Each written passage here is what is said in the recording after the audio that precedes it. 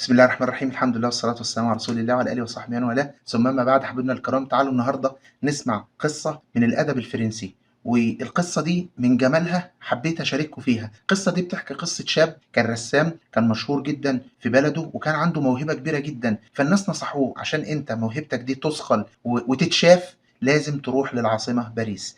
الولد ده أو الرسام ده اللي اسمه باتريك كان بيحب بنت عنده في نفس البلدة كان اسمها صوفيا، وكانت برضه فتاة نابغة، وكانت متوقعة إنها تكون كاتبة مشهورة لأن كان عندها حس فني في الكتابة وصياغة العبارات وكده. فاتفقوا الاتنين إن هما يتجوزوا ويطلعوا على باريس ويشقوا غمار الحياة ويعملوا من نفسهم اتنين أو كابل زي ما بيقولوا ليكسر الدنيا. سافروا الاتنين على باريس، ولما وصلوا إلى باريس ابتدوا فعلا يركزوا في شغلهم كويس جدا، وابتدوا يعملوا يعني لنفسهم شهرة وصيت، وابتدى نجمهم يظهر وهي تكتب وهو ابتدى، لحد ما في يوم صوفيا اتعزمت في بلدتها على فرح لإحدى قريباتها. هم كانوا صحيح بدأوا حياتهم وابتدوا يتعرفوا لكن ما كانوش أغنياء قوي، فقررت صوفيا إنها تروح لإحدى جاراتهم الثريات جدا وتقول لها عاوزة أستدين منك عقد من العقود بتاعتك، عقد كده من اللآلئ يكون جميل واطلع احضر بيه الفرح وكده، كنوع من انواع يعني الظهور وكده. فالست سلفتها العقد، وطبعا الست كانت غنية جدا فالعقد كان متوقع انه يبقى بمبلغ وقدره. سافرت صوفيا مع جوزها باتريك، ولما رجعوا من السفر وحضروا الفرح فجأة اكتشفت الكارثة، وهي ان العقد ضاع.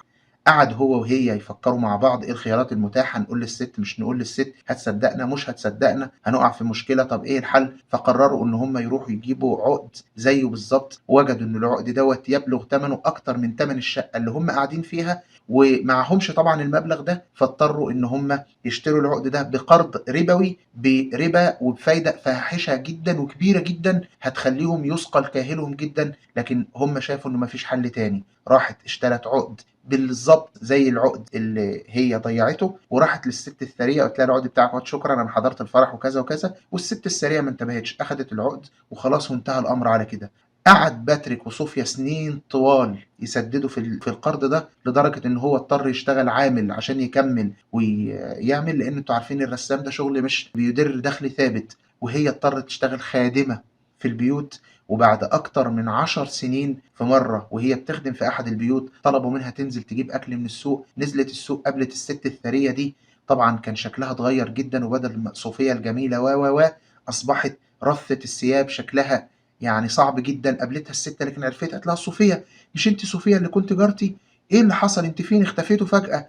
قالت لها انا هقول لك بقى على اللي حصل لان سر كبير وانا شايلاه طول عمري. اللي حصل ان العقد بتاعك ضاع واضطرينا نشتري لك عقد مكانه عشان ما تقوليش ان احنا نصابين او ان احنا وحشين. الست قالت لها خبر صاعقة، قالت لها على فكرة العقد اللي انت اخدتيه كان عقد مقلد لا يساوي 5 فرنكات، ليه ما قلتليش وانا كنت قلت لك الموضوع كده؟ صوفيا ضيعت عمرها، 10 سنين من عمرها ضاعوا هباء.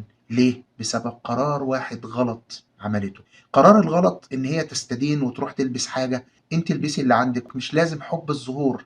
قرار تاني كان غلط، ان هي رجعت للست العقد بدون ما تستقصي وتعرف العقد ده ايه، ودي غلطة تانية. احيانا قرار واحد غلط في حياتنا بناخده بيخلي حياتنا كلها تمشي غلط. واحدة تقلع الحجاب عشان تتجوز فتبقى عصت ربنا سبحانه وتعالى عشان تجيب عريس، والزواج او العريس ده رزق، فيوم ربنا يرزقها بعريس يخلي حياتها جحيم عشان قرار واحد غلط عملته، عشان قلعت الحجاب. واحد فرط في حاجة من شعائر دينه، قبل رشوة، سرق، كذب عشان ينمو في شغله، وبعد كده يخش السجن بسبب أزمة أو مشكلة.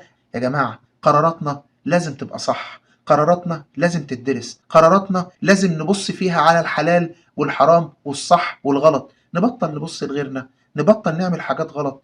لازم نقنع بما في أيدينا ونبطل نبص لغيرنا، لأن ممكن قرار واحد غلط يؤدي لأن حياتنا كلها تتقلب رأسا على عقب. أتمنى تكون الرسالة وصلت، أتمنى تكون دخلت قلوبنا هنا. أترككم في رعاية الله وأمنه، سلام الله عليكم ورحمته وبركاته. السلام عليكم. لا تنسوا الاعجاب بالفيديو والاشتراك في القناة تشجيعا لنا لنستمر بنشر المزيد إن شاء الله.